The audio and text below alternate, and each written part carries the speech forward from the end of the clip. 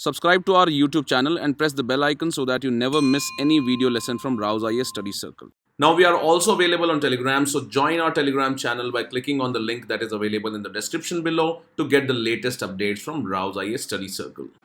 Hello and welcome to Daily News Simplified, an analysis of the Hindu newspaper from UPSC perspective. Today we will take up the daily edition of the Hindu newspaper dated 11th August 2021, and the articles that we will discuss today are displayed on your screen. So let us start the discussion. Now in this article on page number 1, the Supreme Court has said that the parties will get 48 hours to publish their candidates' criminal records in case of the Bihar Assembly elections. And this observation of the Supreme Court has come out in the context of the PIL that was filed by the Association for Democratic Reforms, which was filed regarding the criminalization of politics in case of Bihar elections.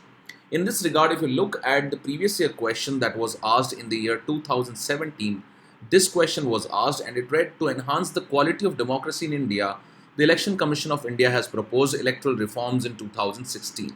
What are the suggested reforms and how far are they significant to make democracy successful? And we were required to write this answer in 250 words. So you can clearly see that any changes or any improvement or development related to election process in India is very important for us from the examination point of view. Accordingly, in this article, we will look at one important aspect of Indian elections, and that is criminalization of politics in India.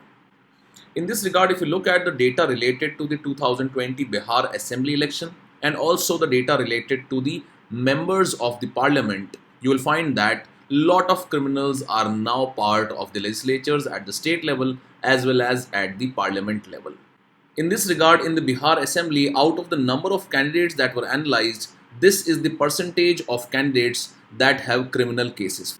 For example, BJP, which has 109 candidates, around 70 candidates had criminal cases. Also RJD, of which 141 candidates were analyzed, 70 were found to have the criminal cases. Similar was the case regarding other important parties that are part of the state assembly in Bihar.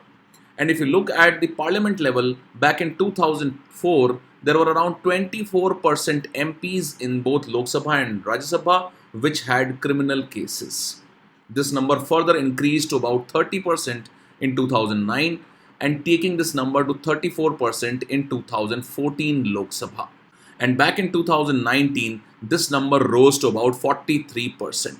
So this clearly shows that there is a rise in the number of criminals or number of candidates with criminal cases that are becoming part of the Lok Sabha as well as the Rajya Sabha.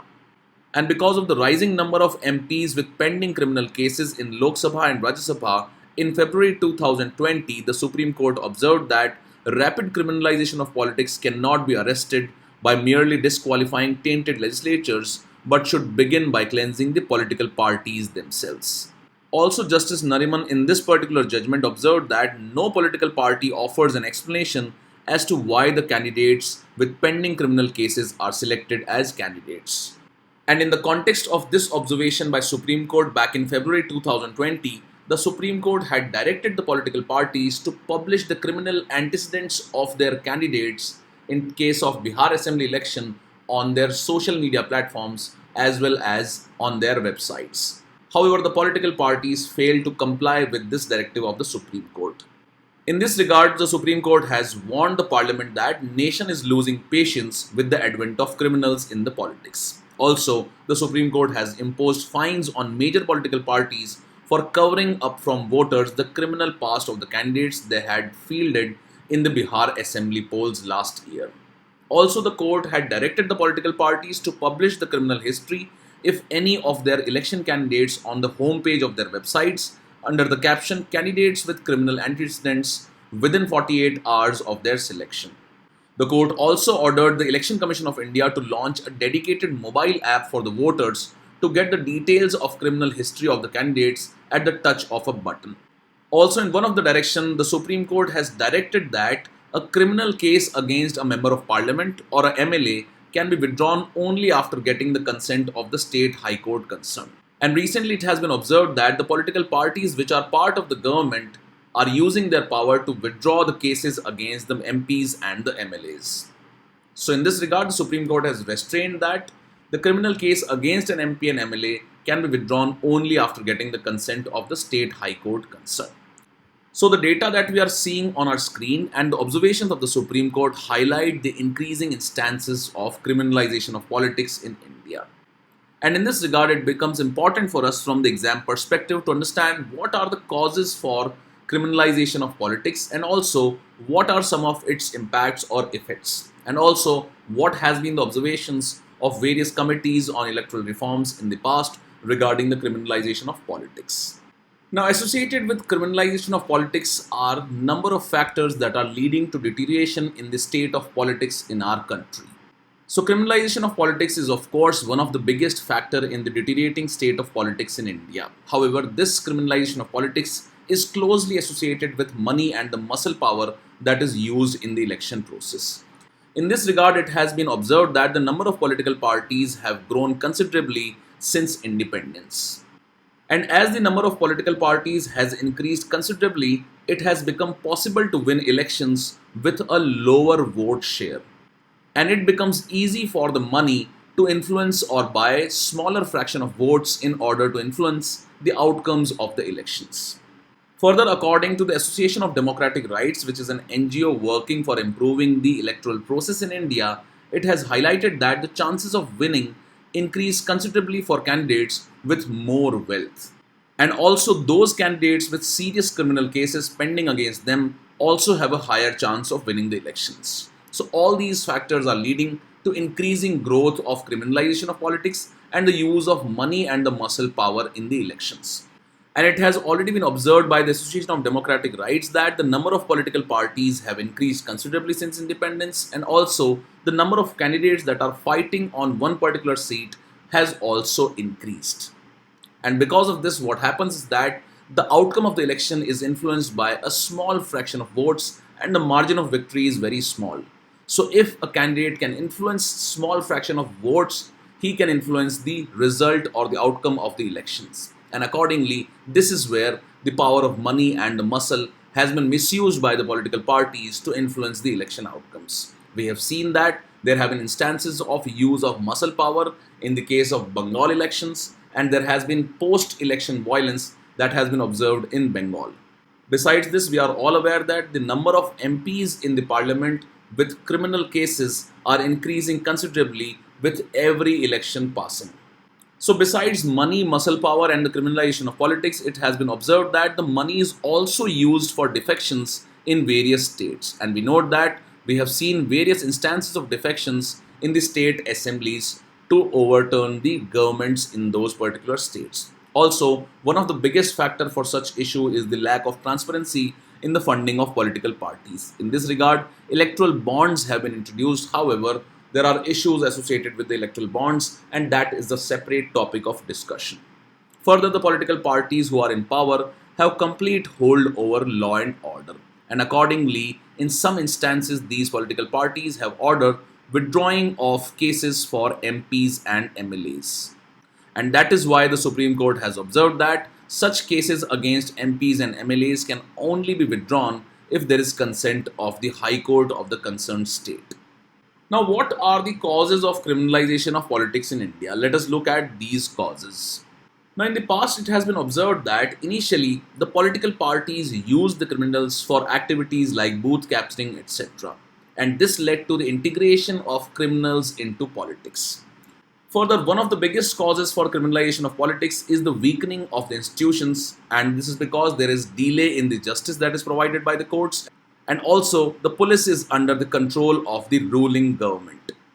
And the ruling government also has the ruling political party, and that is why the decisions of the police are influenced by such political parties. Again, we note that there is lack of police reforms that has already been discussed in one of the DNS videos. So because of the lack of police reforms and the independence on the part of police, we have seen that there is weakening of the institutions since independence. And accordingly, all these weakening of the institutions breed the issue of criminalization of politics in India. Further, we note that the Election Commission of India has lack of adequate power. This is because even when it brings out some rulings, it is challenged in the Supreme Court, and again, it does not have the implementing power, because such implementation powers only are with Election Commission during the times of elections. Further, the political parties are exploiting various loopholes in the existing laws in order to forward or further the political candidates with criminal backgrounds. We have already observed that there has been increasing power of money in order to influence the elections, and as such, because of increasing election expenditure, normally it is seen that the money and the crime have a nexus, and this is leading to increasing entry of candidates with criminal background. Also, the role of caste and the religion has increased considerably. And because of the increasing role of caste and religion, sometimes the parties give ticket to only those candidates which are influential from a particular caste or from a particular religion, even when they have criminal backgrounds. And as such, their criminal backgrounds are ignored by the political parties. We are all aware of the culture of selling of tickets by the parties, and this again is leading to a nexus between money and the criminalization of politics. And we have already discussed that the political parties initially used criminals for activities like booth capturing, etc. And as such, there has been integration of mafias and criminals at all levels in the elections. And according to ADR, the recent data highlights that 33 ministers in the present cabinet have criminal cases, while 24 ministers have serious criminal cases against them. Besides this, 70 ministers are crorpatis, that is 90% of the total ministers, and rupees 16.24 is the average assets of the ministers in the latest Lok Sabha. So this clearly highlights that there has been integration of mafias or criminals right from the lowest level till the highest level. Then after looking at the causes of criminalization of politics, what exactly is the effect of criminalization of politics? First and foremost is the crony capitalism and the nexus between money and the criminalization of politics. And because of increasing role of money in winning the elections, the political parties also encourage those candidates who have sound financial background, ignoring their criminal backgrounds. Further, if lawbreakers will themselves become lawmakers, as we have already observed that many of the ministers have serious criminal cases pending against them, it is definitely going to affect the lawmaking process in India. Further, the biggest damage that has been done by the criminalization of politics is that the people have started believing in the strong men and their role in the politics, and their role has been legitimized. Further, as we already know that there is no inner party democracy, and when the criminal candidates enter the politics, they would not like that the parties have internal democracies, so that their reality comes in the front of public who are having the voting power. And further, this overall leads to weakening of all the institutions across the countries. So the criminalization of politics has a grave impact on almost every aspect of governance as well as on the politics and the election process. And that is why it is a very serious issue. So what has been the observation of various committees in the past regarding the criminalization of politics, and also what have been their recommendations? Now, in this regard, one of the first committees, that is Dinesh Goswami Committee on Electoral Reforms, had highlighted crippling effect of money and muscle power in the election. In 1998, another committee that was formulated for election reforms was Indrajit Gupta Committee. And to solve the problem and the increasing role of money and the muscle power in the election, it endorsed state funding of the election. This is because we have seen that money is one of the biggest cause of criminalization of politics, and it is also the biggest cause of deteriorating politics in India. This committee had observed that the funding of the state parties from the private sector should be stopped and the state funding of the elections should be started. And as we already know that there are some parties which have huge amount of funding at their hand. So accordingly, in order to establish a fair playing field for the parties with less money, this committee had recommended the state funding of elections. And by this, the role of money would also be decreased, and as such, this will lead to participation of less number of criminals also, because money will not be required by the political parties to be funded from the private sector. And as such, if state funding is there, there will be fair play as far as the parties with less money is concerned. Then in 1999, the Law Commission of India concluded that total state funding of the elections is desirable, so long as the political parties are prohibited from taking funds from other sources. However, besides state funding of the election, this Law Commission also recommended that there should be appropriate regulatory framework to put in place with regard to political parties, which can include ensuring internal democracy, internal structures, maintenance of accounts, their auditing, and submission to the Election Commission. Then the Second Administrative Reforms Commission of 2008, in its report Ethics in Governance, also recommended partial state funding of elections for the purpose of reducing illegitimate and unnecessary funding of election expenses. And the National Commission to Review the Working of Constitution, that was formulated in 2001, did not endorse the state funding of elections.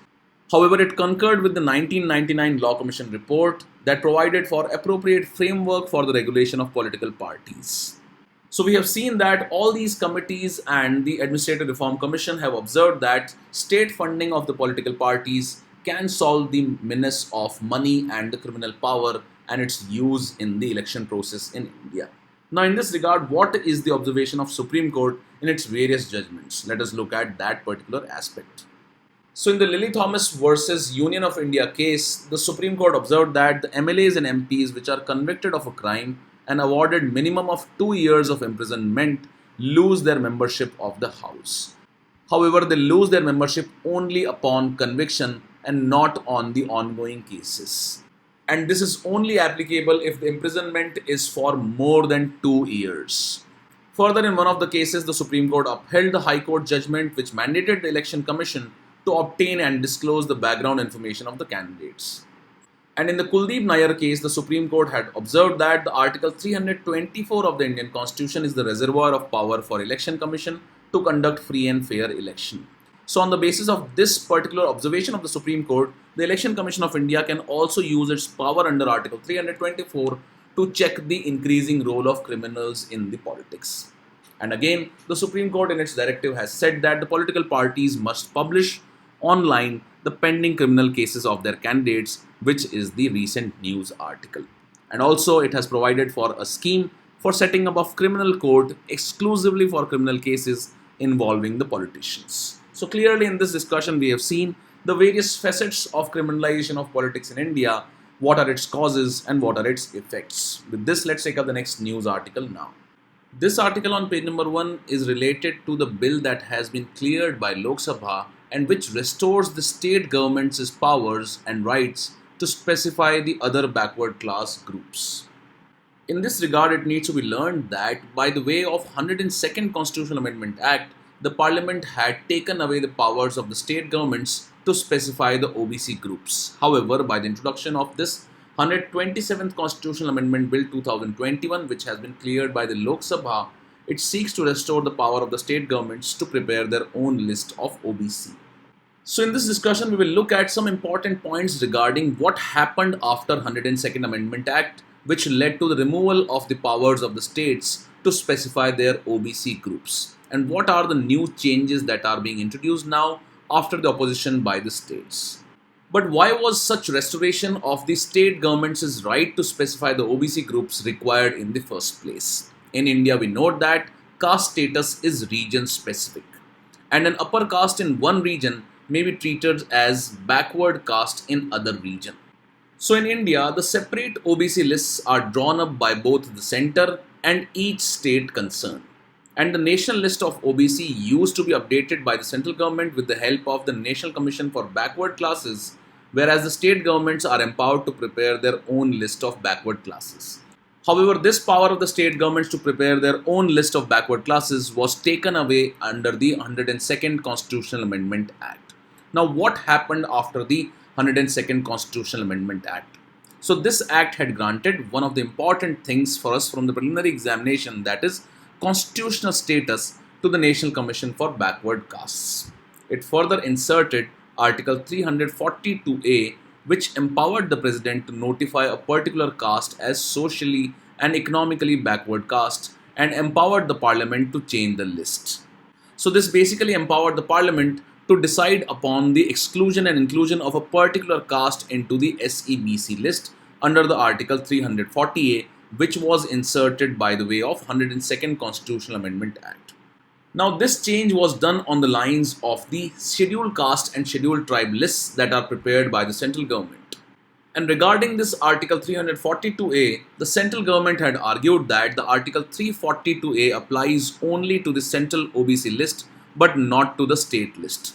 However, it was interpreted differently by the Supreme Court in the Maratha Kota judgment, and it had held that the authority to determine socially and educationally backward classes lies only with the president and the parliament and not with the state governments. And accordingly, there was issue of misinterpretation of this particular clause by both the central government as well as the Supreme Court in the Maratha Kota judgment. Now, the issue of Maratha Kota judgment, which was considered as unconstitutional by the Supreme Court, was discussed in detail in the DNS of 6th May 2021. So, you can go through that discussion to understand the Maratha Kota verdict and how it was declared unconstitutional by the Supreme Court. But when the Supreme Court had interpreted that the state's power to declare or prepare their OBC lists was taken away by the way of insertion of Article 342A, this led to opposition and protesting against the centre for taking away the powers of the state government. However, as we have seen, the central government had already argued that the 102nd Constitutional Amendment Act on drawing up the OBC list was only for the purpose of central list and had not intended to take away the rights of the states and the union territories to prepare their own lists. So unlike the scheduled caste and scheduled tribe category for reservation, the lists for the OBC are prepared both at the central level as well as at the state level separately.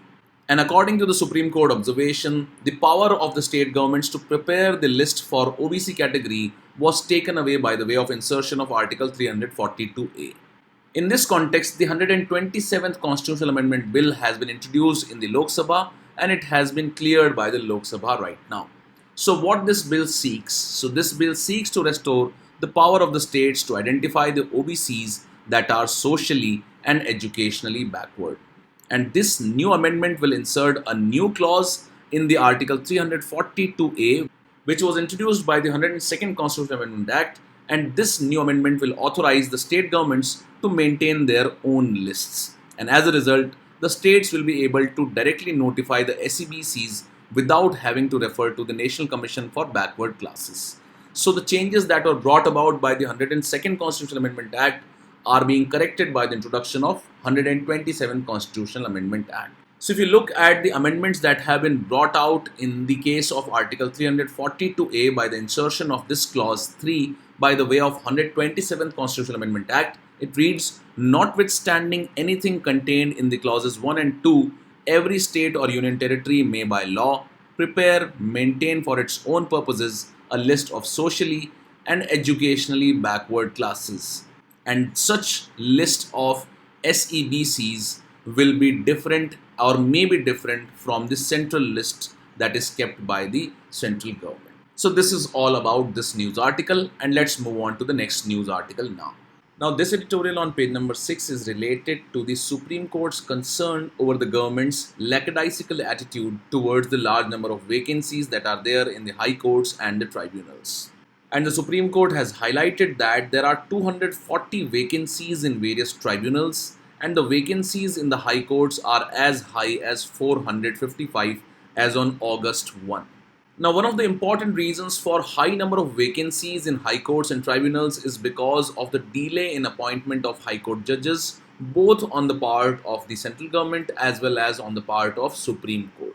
In this regard, the central government has pointed out that there is delay by the Collegium of High Courts in making timely recommendations as and when the vacancies arise, and also the time taken by the Supreme Court Collegium in processing the recommendations. And all this have contributed to delay in the appointment of judges to the High Court. However, the Supreme Court is arguing that the centre has made it almost a routine to delay the appointments recommended by the Supreme Court Collegium. And according to the details provided by the Ministry of Law, the government takes around 127 days on average to clear a recommendations, while the Supreme Court Collegium takes around 119 days to make such recommendations. However, the biggest cause of concern and delay is the disagreement between the government and the judiciary over the memorandum of procedure. Now, before looking at the delay and the disagreement between the government and the judiciary over the memorandum of procedure, let us first look at how the judges of the High Court are appointed, or what are the constitutional provisions regarding this. First and foremost, the judges of the High Court are appointed by the President of India. And the Chief Justice of the High Court is appointed by the President after consultation with the Chief Justice of India and the Governor of the state concerned. For the appointment of other judges, the Chief Justice of the concerned High Court is also consulted. Now, this process of consultation gave rise to a lot of litigations, and it led to the development of what is known as the collegium system today. So, in the third judge's case of 1998, the Supreme Court opined that in case of appointment of the High Court judges, the Chief Justice of India should consult a collegium of two senior most judges of the Supreme Court.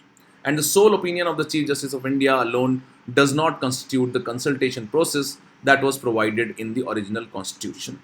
Now, one key changes that was brought about in the appointment process was by the way of 99th Constitutional Amendment Act of 2014, and it provided for constitution of a National Judicial Appointments Commission, which tried to replace the collegium system of appointment of judges to the Supreme Court and High Courts. However, this was declared unconstitutional by the Supreme Court back in 2015 by saying that such Judicial Appointments Commission would curtail the independence of judiciary, and that is why it was declared as unconstitutional. So the collegium system was once again restored, where the appointment of the High Court judges, the Chief Justice of India had to consult a collegium of two senior most judges of the Supreme Court. So these are the present constitutional provisions regarding the appointment of High Court judges. However, as we have already observed that there is disagreement between the government and the judiciary over the memorandum of procedure. So this memorandum of procedure has been negotiated between the judiciary and the government, and it details the procedure of the appointment of judges to the Supreme Court and the High Court on the lines of the provisions of the Constitution of India. The first step in the appointment of the High Court judges is by the way of the recommendations of the names that are provided by a High Court collegium to the central government for the appointment of these judges in the High Court. And this High Court collegium is led by the Chief Justice of that particular High Court and the four other senior most judges of that court. Once the central government receives these recommendations, it asks for the opinion of the state governments and also inputs from the Intelligence Bureau. The government then forwards the files along with the IB inputs to the Supreme Court Collegium. And if the Supreme Court Collegium clears the names and the files are returned to the central government, it then either notifies the appointments or sends them back with objections or its views. And at this stage, the Supreme Court Collegium can seek additional inputs on the government's opinions. Accordingly, it can either reject or reiterate the proposal. So if the Collegium reiterates its decision, then under the MOP, the government is bound to notify the appointments. However, the Memorandum of Procedure does not specify any time frame for the central government to act on the Collegium decision. So when the names are forwarded by the central government along with the IB inputs to the Supreme Court Collegium, it has been observed by the Law Ministry that Supreme Court Collegium on an average takes around 127 days to clear the names. However, once finalized by the Supreme Court Collegium, if the names are forwarded to the government to notify the appointments, the governments on an average take around 119 days. And also, as the time frame has not been specified, the central government sometimes tries to delay the appointment of the judges which have been suggested by the Supreme Court Collegium. Now, to address this delay in the appointments of the High Court judges and the rising vacancies in the High Courts, the Supreme Court has set a timeline and has also prescribed the guidelines for the central government and the Intelligence Bureau as well. So in this line, the Intelligence Bureau should submit its reports or inputs within 4 to 6 weeks from the date of recommendations of the High Court Collegium to the central government. Also, the central government should forward the recommendations to the Supreme Court within 8 to 12 weeks from the date of receipt of report or input from the IB. Now, although the time frame has been set by the way of guidelines by the Supreme Court, they are not binding on the government. And as such, there is again delay in the appointment of judges at the High Court level. And the biggest impact of delay of appointments in the judges of the High Court and the vacancies that are there in the High Court is the large number of pendency of cases in it. And if the cases keep on pending, we all know that justice delayed is justice denied. So this brings us to another important issue related to delay in the justice or pendency of cases in the Indian judicial system. So let us revise the issue of pendency of cases and the delay in the justice that is provided by the Indian judicial system. What are the associated issues and why are such delays caused? Let us look at all these aspects from a previous DNS video where we have already covered all these aspects in detail, which can be extremely important for us from the mains examination perspective. Now, looking at the status of judicial backlog, according to the National Judicial Data Grid, in 2018 there were around 2.93 crore cases that were pending in the subordinate courts. 49 lakh cases are pending in high courts, and 57,987 cases are pending in Supreme Court respectively. So this shows that huge number of cases are pending across India. In Supreme Court, more than 30% of the pending cases are more than 5 years old, while in Allahabad High Court, 15% of the appeals have been pending since 1980s itself. A Law Commission report of 2009 had quoted that it would require 464 years to clear the arrears with the present strength of judges. So look at these numbers and they highlight a very grim situation as far as the judicial system of India is concerned and the kind of backlog that we witness in Indian judicial system. Then this brings us to the next question as to what are the reasons for such high judicial pendency in India. First and foremost reason that has been highlighted is the shortage of judges in India. And around 5,580 or about 25% of the posts are lying empty at the subordinate courts level. Further, the judges to population ratio is also poor in India, and India has only 20 judges per million population. Earlier, Law Commission had recommended that there should be a judges to population ratio of about 50 judges per million. Second reason for judicial pendency is frequent adjournments, and the laid down procedure of allowing a maximum of 3 adjournments per case is not followed in over 50% of the matters that are being heard by the courts, and this leads to rising pendency of the cases. That is, courts itself are not taking into consideration the time limit that has been set out in the procedure for allowing a maximum of 3 adjournments per case. Then there is low budgetary allocation, which leads to poor infrastructure of the judicial system. India spends about only 0.09% of its GDP to maintain the judicial infrastructure. And the infrastructure of the lower courts of the country is miserably grim, due to which they fail to deliver quality judgments. A 2016 report published by Supreme Court showed that existing infrastructure could accommodate only 15,540 judicial officers against the All India sanctioned strength of 21,000 judicial officers. So this shows that the allocation of GDP is also poor regarding the judicial infrastructure in India. Another reason for increasing pendency is that the burden of government cases in the judiciary itself is very high, and the central and the state governments are responsible for over 46% of the pending cases in the Indian courts. That is, the central and the state government themselves are the leading litigants in the Indian courts. Then the issue of special leave petition case in Supreme Court currently comprises about 40% of the court's pendency, and these eventually leads to reduced time for cases related to constitutional issues. Then there is issue of judges' vacation. Supreme Court works on an average for only 188 days a year, while the rules of Supreme Court specify minimum of 225 days of work. That is, even the highest court of India is not working efficiently. Then there is lack of court management systems, and courts have created dedicated posts for court managers to help improve court operations, optimize case movement and judicial time. However, only few courts have filled up such posts so far. Then there is inefficient investigation, and police are quite often handicapped in undertaking effective investigation because of lack of modern and scientific tools to collect the evidences. And then there has been increasing literacy rates in India, and because of this, people are becoming aware of their rights and the obligation of the state towards them. And accordingly, this population section approaches the court more frequently in case of any violation of their rights. Accordingly, India needs to improve its judicial capacity to entertain such kinds of litigations. Now, what is the impact of such kind of judicial pendency in India? So it is said that justice delayed is justice denied, and timely disposal of cases is essential to maintain rule of law and provide access to the justice. Speedy trial is a part of right to life and liberty, which is guaranteed under the Article 21 of the Indian Constitution, and that is why justice should not be delayed.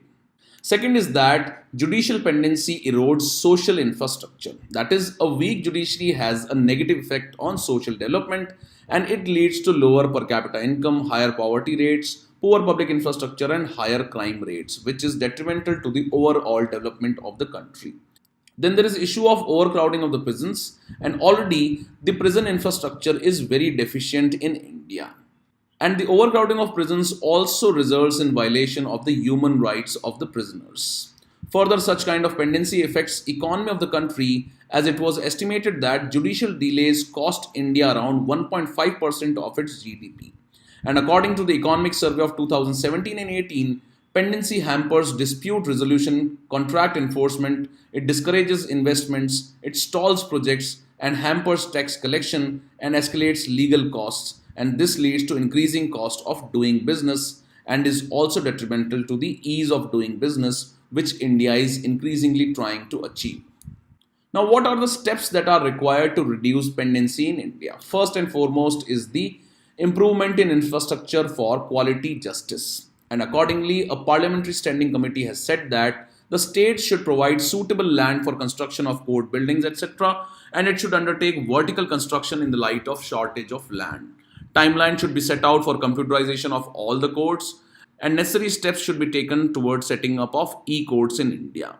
Then also the courts or the system should address the issue of vacancies in the courts. And Supreme Court and High Court should appoint efficient and experienced judges as ad hoc judges in accordance with the Constitution of India to deal with the matter of pendency.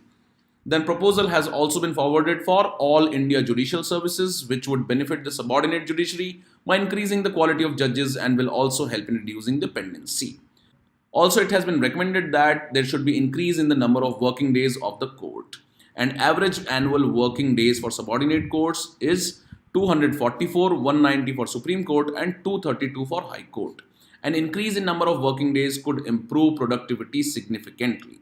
Then it has also been recommended that there is a need for definite time frame to dispose the cases by setting up annual targets and action plans for the subordinate judiciary and the high courts. And the judicial officers could be issued a strict code of conduct to ensure that the duties are adequately performed by the officials. Further, there is a need for better court management system and reliable data collection. For this, categorization of the cases on the basis of urgency and priority along with bunching of the cases should be done. Economic Survey of 2018 and 19 has suggested formation of Indian courts and tribunal services to provide administrative support functions needed by the judiciary and identify the process inefficiencies and advise the judiciary on legal reforms.